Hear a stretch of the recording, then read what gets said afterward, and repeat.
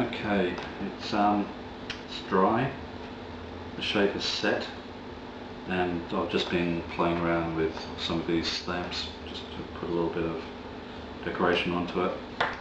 Now, I didn't bother filming it because I'm not very good with these, so I didn't want the pressure of the camera actually on top of me, so I just left it. Okay, what I'm going to do now, this is pretty much ready to be dyed and stitched and then treated with dubbin. And normally you'd put some sort of small spacer either side so that when this goes in and out it's not actually too tight. But the thing is, I want it to be tight because I don't want it falling off, because there's nothing going to be holding on to the leather except for the knife, and that's going to be inside. So this is going to be a snug fit, and hopefully it will stay on. I won't ever fall off unless I want it to. So I already have the stitch groover marked for the right depth and distance from the edge, so I can quite easily remove the leather about here. They'll still give me some room to work with.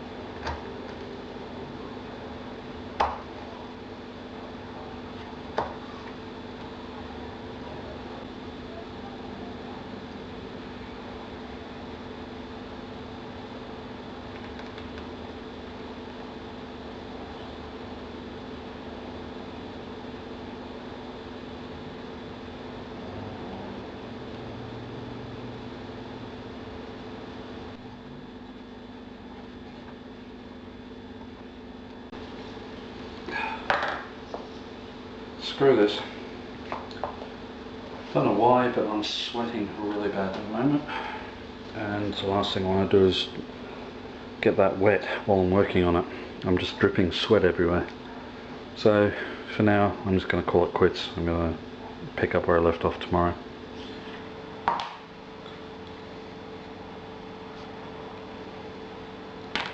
Okay guys, it's completely 100% dry.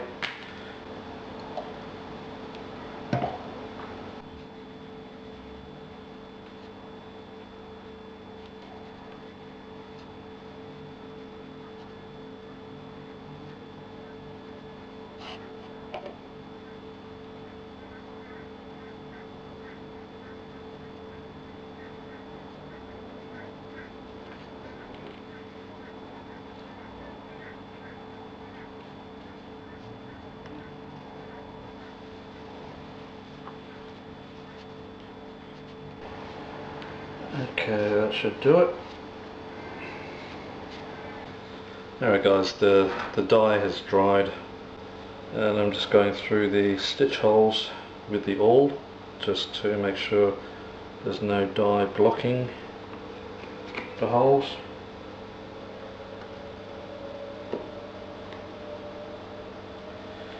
Now there is some talk, people saying, oh, you should always make the holes with an awl, and you should never drill. But for something as insignificant as this, it doesn't really matter. Now, the people out there who say you should never drill holes, their excuse is, and that one's not lined up, well, not their excuse, their reason is the drill bit tears at the leather. The grain in the leather gets ripped with the drill bit,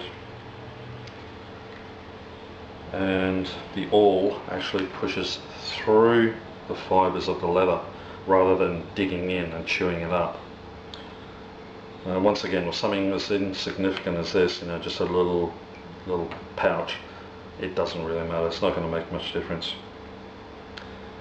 I do believe that most people believe that what they're talking about is actually in fashion, the leather use in fashion.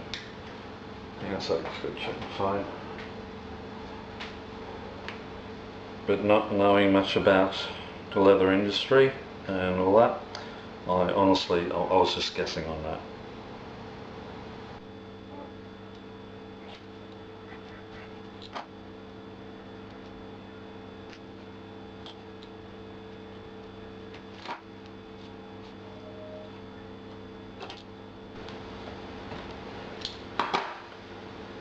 And the stitch that I'm using is the figure 8.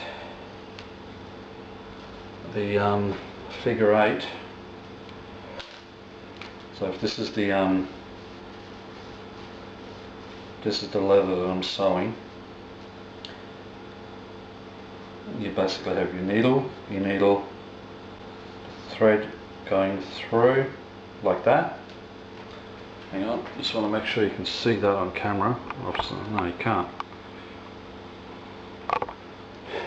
Okay, as I was saying, this is the leather that you're sewing.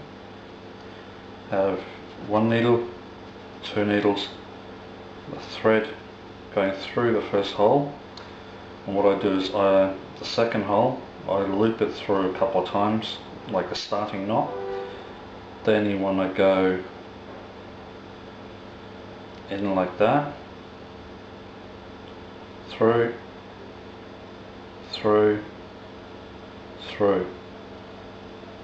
alternating, going through the same hole. That's why it's called a figure 8. Now the other stitch that someone asked about was the over stitch. That's basically, you start off at one end, you got all your holes, and you just go over like this, through and over, through and over, through and over.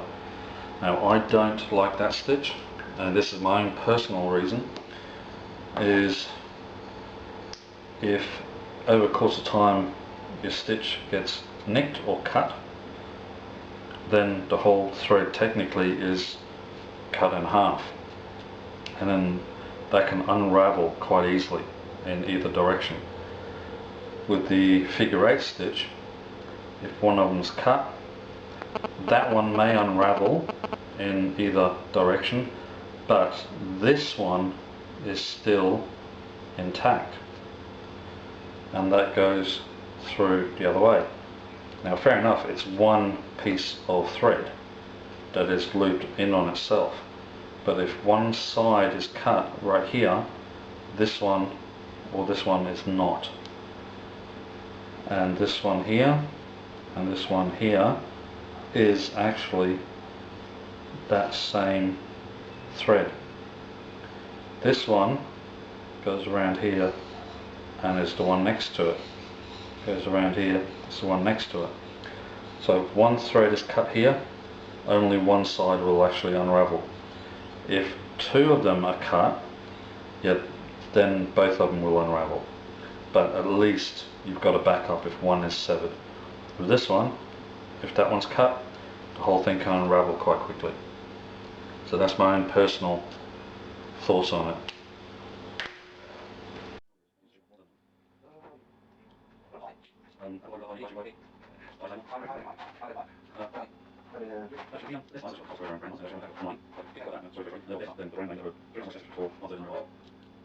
Okay,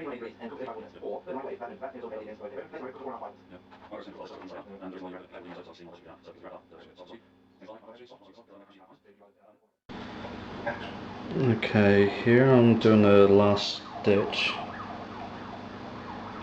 This one is coming in along there from this side. This one is that, and this loop stitch here is attached to this. So what I do is when I pull them through,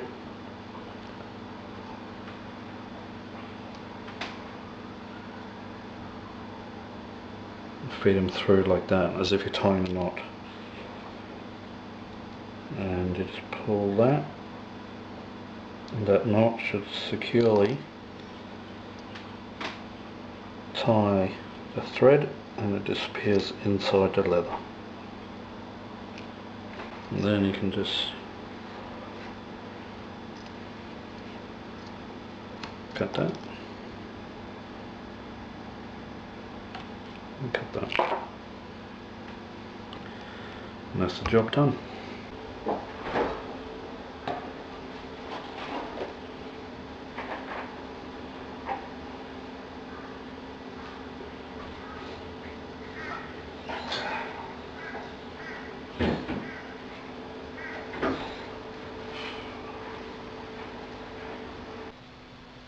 Okay everyone, it's finished. Kind of looks like a cigarette lighter, doesn't it?